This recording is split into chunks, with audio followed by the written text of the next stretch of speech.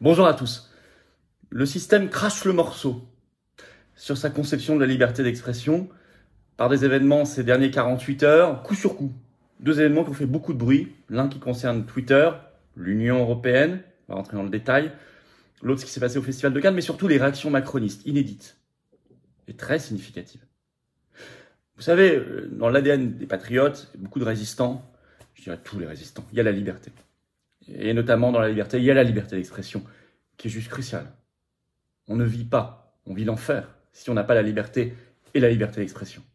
Donc on en fait un combat essentiel, premier.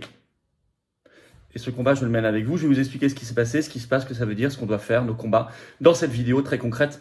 Dans un instant, n'hésitez pas à la diffuser. Pour cela, n'hésitez pas à vous abonner à cette chaîne YouTube. Il suffit de cliquer sur s'abonner en dessous. C'est évidemment intégralement gratuit et instantané.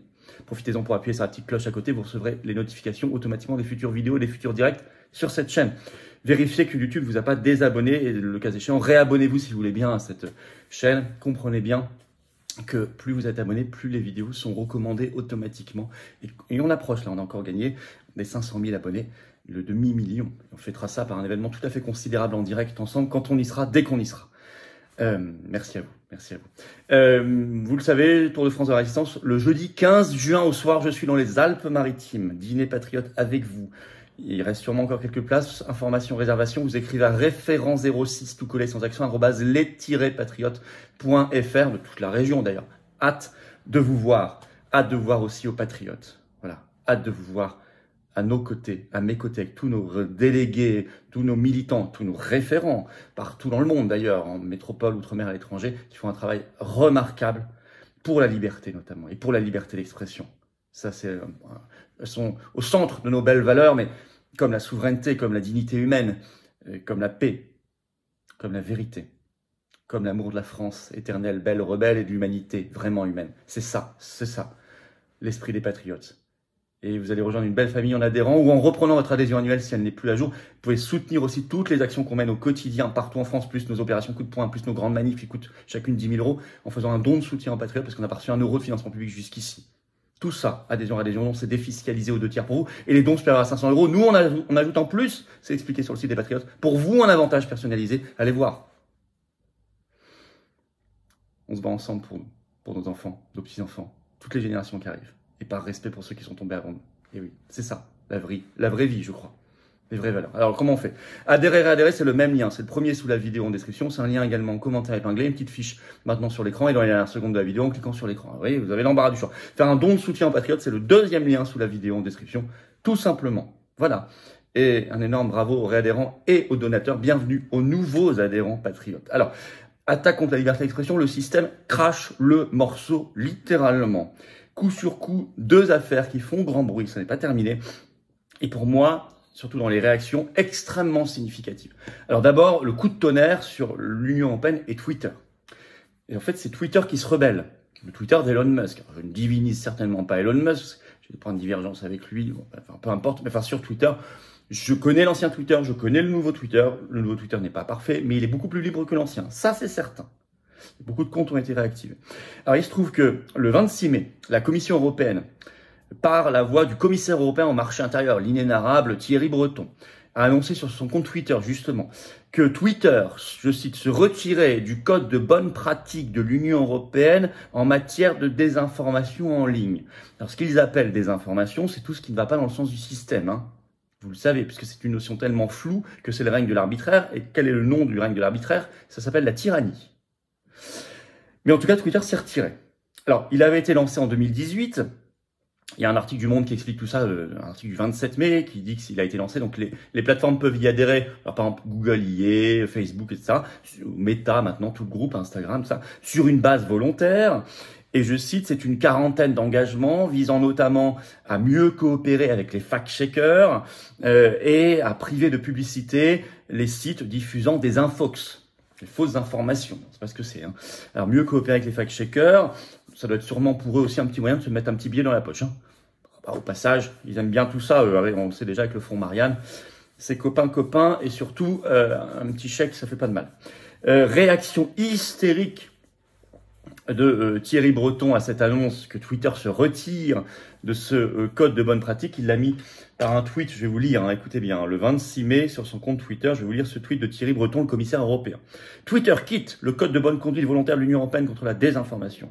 Mais les obligations demeurent. Vous pouvez courir, mais vous ne pouvez pas vous cacher. Au-delà des engagements volontaires, la lutte contre la désinformation sera une obligation légale sous DSA. Dès le 25 août prochain, nos équipes seront prêtes pour l'exécution. Fin de tweet. Ils sont complètement fous, hein, complètement cinglés. DSA, c'est le Digital Service Act, c'est le règlement européen qui régule la liberté d'expression sur les réseaux sociaux, c'est-à-dire qui crée la censure. C'est un code de censure. Et ça sera en application le 25 août, ça concerne 19 acteurs du numérique, c'est un code de censure. Nouveau règlement européen. Alors la Tribune a bien décrypté la chose dans un article du 27 mai avec le titre « Twitter quitte le code de bonne conduite de l'Union européenne contre la désinformation, Bruxelles menace ». Et ce sont des menaces. Parce qu'en effet, le DSA permet, je cite, le texte prévoit des amendes pouvant aller jusqu'à 6% de leur chiffre d'affaires mondial, voire la fermeture du réseau social si récidive. La fermeture. Et il menace de fermeture. On a bien vu Thierry Breton, il l'avait déjà fait. Et puis ce 29 mai, vous aviez sur France Info le ministre français délégué en charge de la transition numérique et des télécommunications qui s'appelle Jean-Noël Barrot et qui a dit ceci, je cite, sur cette affaire, « Twitter ne sera plus le bienvenu en Europe ». Imaginez l'image que ça renverra au monde si on ferme Twitter. Il faudra aller en Suisse, ou au Royaume-Uni, ou en Norvège, ou dans n'importe quel autre pays en dehors du continent européen et de l'Union européenne pour avoir Twitter, ou alors il faudra installer les choses adéquates. Mais là aussi, il menace. Enfin bref, on en reparlera et il faut éviter, surtout il faut éviter ça. Ça, c'est à partir du 25 août. Alors le deuxième événement très significatif où le système a craché le morceau sur la liberté d'expression et a montré son visage tyrannique, en particulier les macronistes, c'est l'histoire de la Palme d'Or. Mais surtout de la réaction hystérique, on va y venir, des macronistes. Alors qu'est-ce qui s'est passé?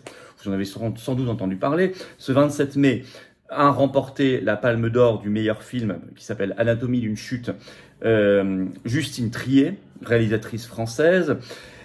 Et elle a tenu, au moment de gagner, de remporter son titre, elle a tenu publiquement, pendant la cérémonie, un discours très anti-macroniste, mais que je trouvais qui ciblait juste. Notamment, je cite, elle a déclaré « Cette année, le pays a été traversé par une contestation historique, extrêmement puissante, unanime de la réforme des retraites. » Elle ajoute « Cette contestation a été niée et réprimée de façon choquante.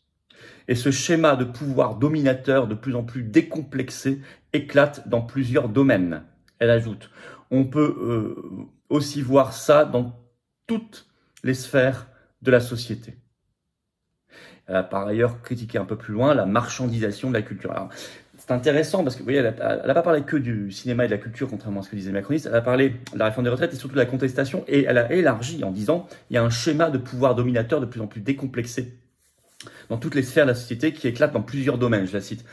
On l'a vu contre les Gilets jaunes, on l'a vu contre les manifs anti-pass, les manifs de la paix qu'on a fait, les interdictions de manifestation de plus en plus récurrentes ces derniers temps, on en a beaucoup parlé sur cette chaîne, cette attaque contre la liberté d'expression, bien sûr, ces menaces.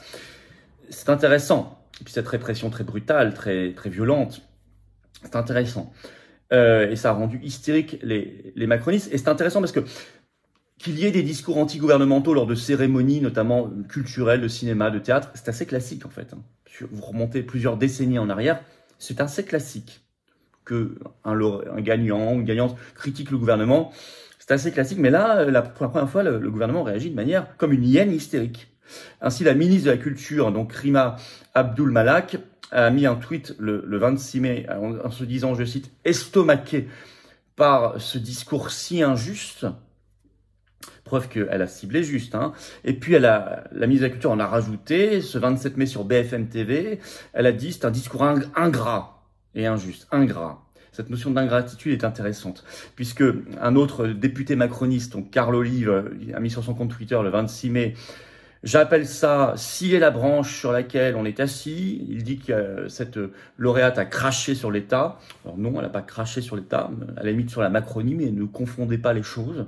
Vous n'êtes pas la France, vous n'êtes pas l'État, vous êtes la Macronie. Et on a bien l'intention de vous dégager rapidement. Par ailleurs, le mot scier la branche, ingrat, comme dit la ministre, ça renvoie, ça révèle leur vraie conception de la subvention. Pour eux, subvention égale ferme ta gueule. C'est pas leur argent pourtant, c'est notre argent. Si on te donne une aide, une subvention pour faire des films, etc., dans leur esprit, puisqu'elle parle d'ingratitude, puisqu'il dit scier la branche, ça veut dire boucle-la, tais-toi, ferme ta gueule. Désolé de le dire si crûment, mais c'est ça que ça révèle.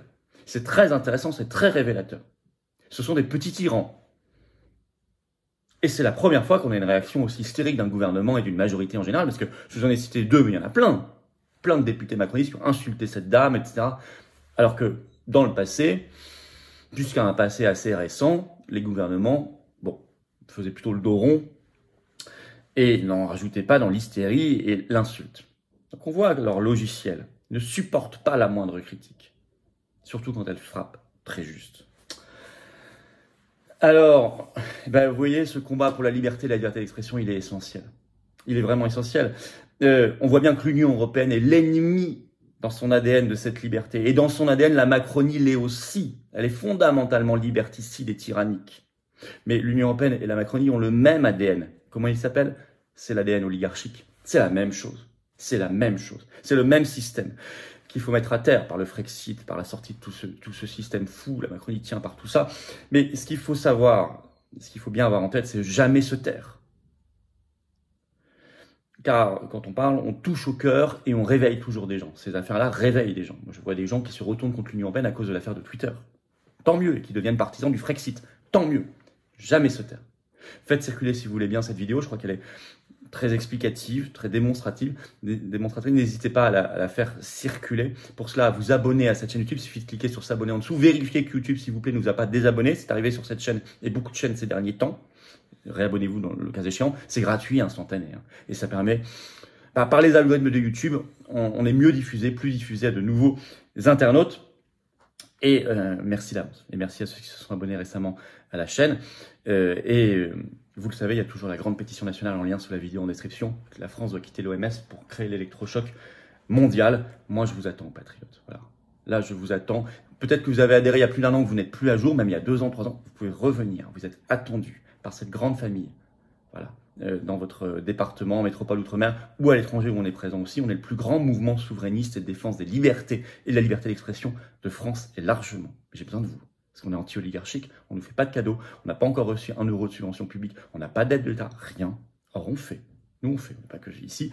Il y a des gens qui me disent, je vais adhérer, vous faire un don, vous inquiétez pas, mais j'attends le mois prochain ou 3 mois. Non.